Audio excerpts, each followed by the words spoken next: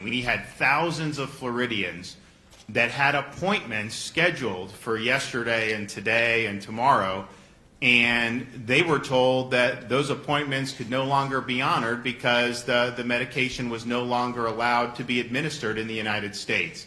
And this was a rash decision. This was not something that we got any real advance notice for, and it's a decision that I think is bad for patients.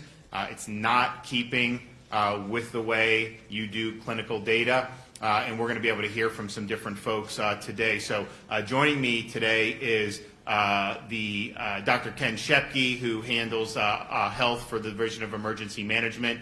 We have Dr. David Farsi, who's the chair of the Department of Emergency Medicine at Mount Sinai Medical Center. Dr. Dwight Reynolds, medical director for Centers for Health Promotion. Scott Fortney, realtor and monoclonal antibody recipient. And then via Zoom, Nancy and Frank Schlaller, who tested positive for COVID, and they actually had an appointment for monoclonals yesterday that was canceled by the Biden administration's decision. So it's important to talk about the facts here.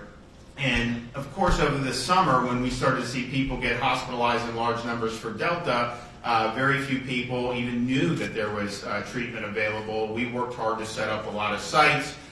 We helped tens of thousands of people stay out of the hospital, save thousands of lives by and concerns about how effective some of the monoclonals would be against Omicron. And obviously, as these variants change, that's something that's clearly the vaccinations are not preventing infection against Omicron the way they were touted with some of the other variants. And so that was something that was known. But our view was, first of all, you don't know when somebody comes in necessarily whether they have the Omicron infection or the Delta infection. And we know definitively this stuff is great against the Delta variant.